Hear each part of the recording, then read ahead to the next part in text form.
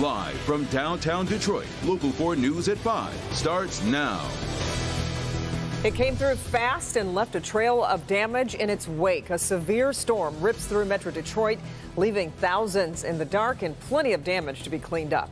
Right now, 26,000 DTE customers are in the dark, and we're getting a really interesting view of where the storm hit hardest. DTE's outage map paints the picture for us. You can see that swath. It starts over in Garden City, and watch as it just moves through Dearborn Heights and then Redford, and then moves into Detroit's west side. Sean Lay, live in Dearborn Heights this evening, where folks are cleaning up the damage.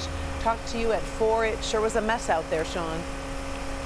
Big mess. The storm happening in just a few seconds. It was so fast. Branches and limbs down everywhere. Trees down everywhere as well. The largest right here, Lockdale and Ann Arbor Trail. Look at this tree uprooted here. Had it fallen here to the west, it takes out this family's home. Instead, it dropped over here and fell to the east, missing the home behind there. There is a home behind there by about 3 feet. Emergency management stopping by the news van, telling us Warren to Joy, Telegraph to Inkster, the hardest hit areas here. We've been all over. We're seeing downed trees and limbs on every street in this area. You couldn't hear anything because it was so windy. It was so rainy. It happened in seconds. It happened here in Dearborn Heights within seconds. A storm came crashing down so quickly there wasn't time to go to the basement. He was just saying we should go to the basement. I was trying to grab our husky, and then it was pretty much over. And all over this neighborhood, downed branches, down power lines, all crashing down in an instant. It was sunny, and then the clouds started rolling in, and then it was really dark and windy and rainy, and then I saw the peach tree back there, or the pear tree, fall. And then we looked over here, and there's just a mess. A mess that actually could have been worse. Look at this massive tree that toppled over on Lockdale and Ann Arbor Trail. It came within inches of hitting the house across the street. It looks like the trees exploded in Amanda Bates' yard, but nothing hitting their cars. But we think that big tree fell, and then it knocked over stuff from that tree and the pole, and then it fell right in between our 2 cars and missed our cars. It missed both cars? Yes. He was parked right behind my red Jeep. Yeah, that tree was full size, came down. Luckily it didn't go that way. Fell on the fence, minimal damage, you know. But you know, this is gonna take a week to clean up. We're thinking we get a mulcher and just mulch it all up. What do you do now with all this? Firewood. Firewood indeed. We're looking south now, across Lockdale and across Ann Arbor Trail. You see more trees and limbs down over there. Much bigger ones also spread out here to the east as well. This is just hard to believe how this tree, a healthy tree at that, blows over, not hitting a home. That's good news. Emergency management tells me no injuries here. This storm blew through. No one was hurt. A lot of close calls. The first order of business is Public Works clearing street to street. They're going to be working into the night. We're live in Dearborn Heights. Sean Lay, Local 4. Back to you. All right, Sean, we appreciate it. We should send it over to Paul Gross. I was downtown at a meeting, and the sky just started turning dark. And I was like, we need to get out. We do need to get out. It was a little scary. Yeah, it was fast too, Paul. Yeah, a lot of people saw that big shelf cloud coming out ahead of the storm. Let me track this for you and show you how this came through Wayne County. And take a look now. When it was west of the county, this is kind of still a straight line of storms, but watch as I put this in motion. You see it takes on a boomerang shape here. That boomerang, when you see that on radar, that is a pretty good signature for a severe storm. We call it a bow echo, and it's usually associated with a pretty good swath of severe weather. Now, right now, we are in pretty good shape. You can see there's very quiet around the area here, some showers off to the east in Ontario, and we have back to the southwest here, a small area. The rough weather's to the south. We have no more rough weather in the forecast. Still a few little showers here moving this way. I think a lot of that's going to stay to our south. If you're going to the Tiger game, small chance for a shower during the first half of the game. Otherwise, temps falling through the 70s. I'll be back with the rest of the forecast through your Grand Prix weekend in just a few minutes. Good, Paul. Thank you. Now to a story developing right now in Oak Park. A man shot outside a pawn shop. It happened on Greenfield, just north of 8 Mile, a little before 1 this afternoon. Mara McDonald is there live this evening. Mara, what are police telling you? Karen, first of all, let me put it to you this way. There's a whole lot of chatter about who the victim was, the shooting victim in this case out here.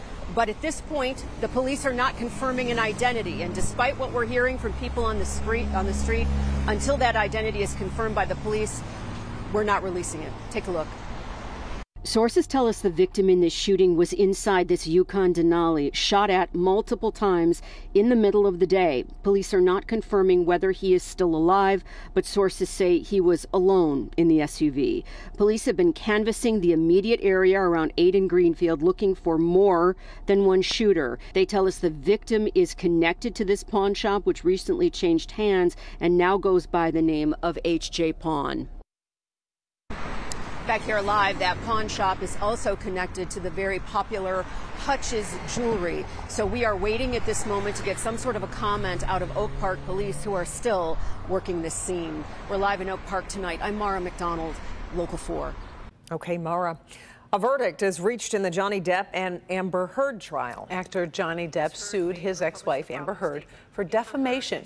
She countersued. First, jurors decided that Heard did defame her ex-husband through a series of comments she wrote in an op-ed for the Washington Post. So they awarded Depp $15 million. He was seeking $50 million. The jury did rule in Heard's favor on one of her claims, awarding her $2 million. While the verdicts are mixed, Depp could be considered the winner in this trial. Right now, we're working to get new information in a kidnapping case in St. Clair County.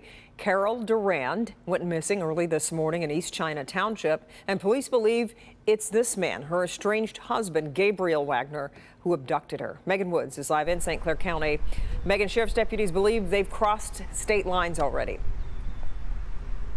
Yeah, Kimberly, investigators say the two were spotted at a hotel in Ohio. Police over there are working to make sure that ends peacefully, while deputies here are trying to sort through the moments that led to this point. We were taking our walk, and the sheriff's down there at the end of Point Drive. They said, turn around, go home, because we're doing a crime scene investigation. Deputies say this kidnapping happened near this area on Point Drive in East China Township. People living nearby don't know what to think after hearing it happened so close to their homes. It's not even 10 houses. St. Clair County Sheriff Matt King says they received a 911 call around 2:30 this morning. The caller, the male from East China Township, had been assaulted by that female's estranged husband. And he is a 52-year-old male from St. Clair Shores. The caller was hospitalized, and investigators say the woman, Carol Durand, was also assaulted before taken by her estranged husband, Gabriel Wagner. The search for the two led deputies to a city across state lines. And currently there's a police department in Ohio who has phone conversations with the suspect and the victim. The case is ongoing. They're doing their job down in Ohio, trying to bring the incident to a peaceful resolution. It's believed that the two have been separated for 2 years.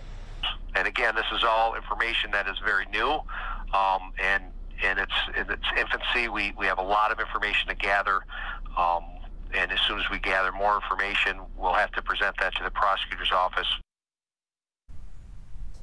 An arrest warrant has already been issued for unlawful imprisonment, assault with intent to do great bodily harm, and aggravated domestic violence. Live in St. Clair County, I'm Megan Woods, Local 4.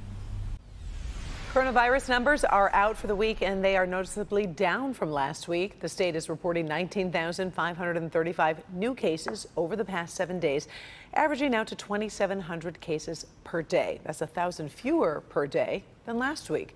State is also reporting 50 new deaths over that same 7-day period. Tonight, there is a new report out detailing a strategy by the Michigan GOP to actually challenge and potentially overturn some results in the upcoming election. And it's that report that's causing a lot of buzz today up on Mackinac at the policy conference. Devin Skillion is there live for us tonight. Devin, this is a pretty detailed plan here. It sure is, Kimberly. You know, there have been a lot of people urging the GOP to stop trying to relitigate the 2020 election. Well, this plan outlined today by Politico in their reporting would be less of a look into the rearview mirror at 2020 and more looking through the windshield at 2022 and what's ahead this fall, which would involve getting more Republicans to the polls not to vote, but to work. Island fever doesn't really apply at the policy conference. The attendees stay pretty dialed in on developments elsewhere, and so it was with the report from Politico, outlining plans for stacking traditionally Democratic polling places with Republican poll workers. Audio reportedly from GOP meetings speaks to a near invasion.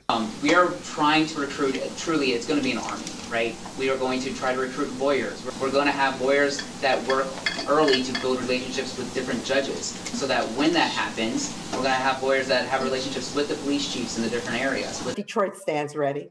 Today, Detroit City Clerk Janice Winfrey confirmed to me that Republicans have forwarded the names of 850 applicants to her to be poll workers in Detroit. Our charge is, to ensure that we have a representation that, as we should, from both of the major political parties that work with us for every election.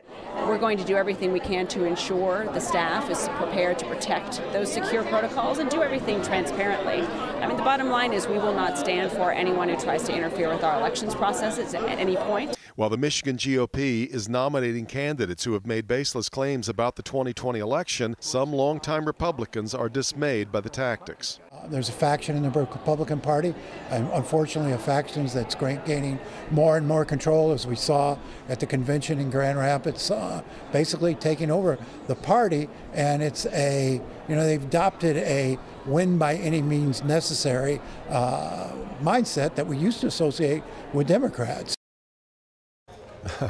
Now, we should point out here, there is nothing illegal about people working at the polls. We need people of both parties to work at the polls. And in fact, Janice Winfrey pointed out to me, you don't even have to live in the city at which the poll exists that you're working. You just need to be a registered voter in the state of Michigan. But I think everybody's going to be on guard here that this could be a matter this election cycle of not just getting out the vote, but lawyering up. Kimberly, back to you. Indeed. Okay. Devin, we appreciate it, and we'll see you again coming up on the news tonight at 11. Yeah. And we want to let you know, too, that our own Rhonda Walker, she's up there. She'll be moderating a panel on the future of women in the post-pandemic workplace. It's set to start tomorrow at 11:35 in Mackinac, and we will be streaming it live on our website. Click on Detroit.com and on Local 4 Plus.